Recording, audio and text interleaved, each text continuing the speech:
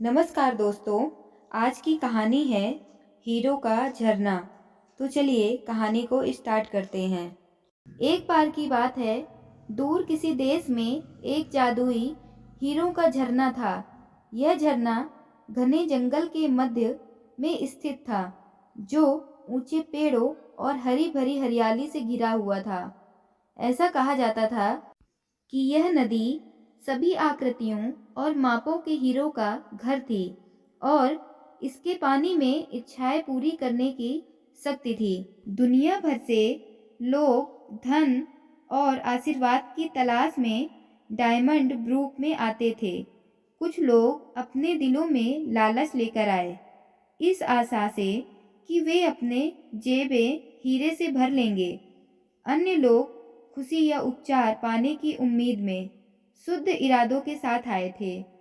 एक दिन लिली नाम की एक युवा लड़की जंगल की खोज करते हुए हीरे के झरने पर ठोकर खाई। उसने इसके जादू की कहानियां सुनी थीं, लेकिन उसने उन पर तब तक विश्वास नहीं किया जब तक उसने खुद चमकता हुआ पानी नहीं देखा। लिली एक दयालु लड़की थी, जो दूसरों की मदद करने के अलावा और कुछ नहीं चाहती थी। उसने अपने आसपास के लोगों में खुशी और प्यार लाने के लिए डायमंड ब्रूक की शक्ति का उपयोग करने का फैसला किया। उसने अपनी जेबें हीरे से भरना और उन्हें जरूरतमंदों को देना शुरू कर दिया। उसने एक गरीब किसान को हीरा दिया, जो अपने परिवार का भरण पोषण करने के लिए संघर्ष कर रहा था, और अगले दिन उसकी फसलें लहलहा उठीं। उसने एक बीमार बच्चे को हीरा दिया और वह चमत्कारी रूप से ठीक हो गया। लिली की दयालुता की बात तेजी के साथ फैली और जल्द ही पूरे राज्य से लोग मदद के लिए उसके पास आने लगे। वह डायमंड परी के रूप में जानी जाने लगी और उसका नाम श्रद्धा और विस्मय के साथ लिया जाने लगा।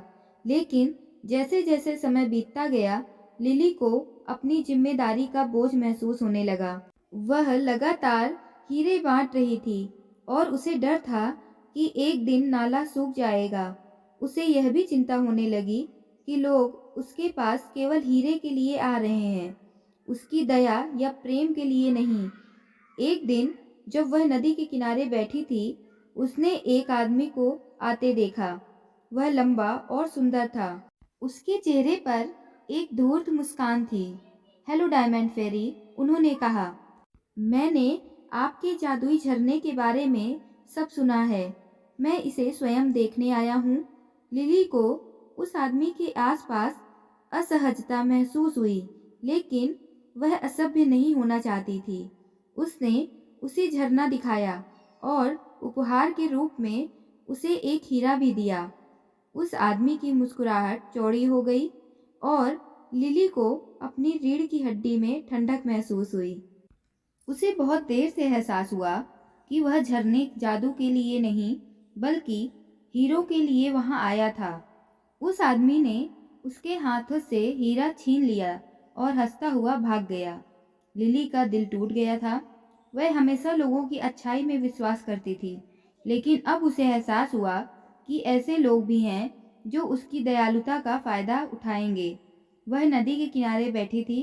उसके चेहरे से आंसू बह रहे थे। वह ठगा हुआ और अकेला महसूस कर रही थी। लेकिन तभी उसने अपने कान में फुसफुसाती हुई एक धीमी आवाज सुनी। यह झरने की ही आवाज थी। लिली, निराश मत होइए।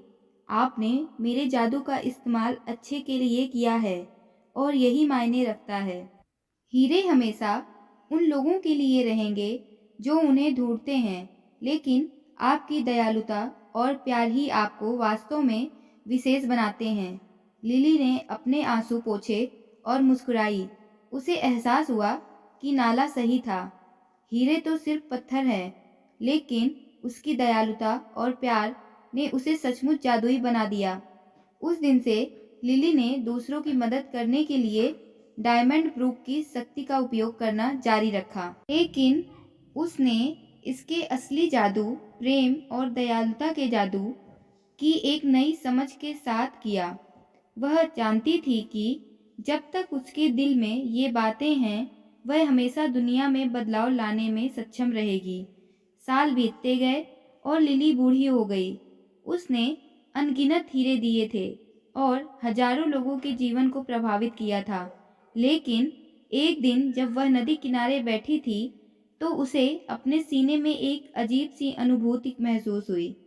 यह एक ऐसा एहसास था जो उसने पहले कभी महसूस नहीं किया था। खालीपन और उदासी की भावना।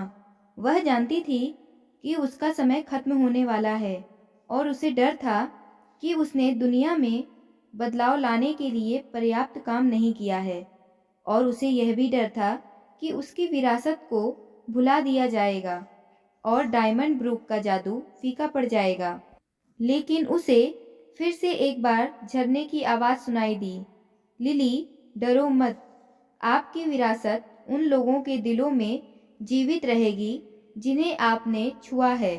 डायमंड ब्रूक का जादू कभी फीका नहीं पड़ेगा, क्योंकि यह प्यार और दयालुता का प्रतीक है जो कायम रहेगा। तो दोस्तों, कहानी कैसी लगी कमेंट करके ज़रूर बताइएगा। कहानी पसंद आई हो तो मेरे चैनल को लाइक, शेयर, सब्सक्राइब करिएगा। कहानी सुनने के लिए धन्यवाद।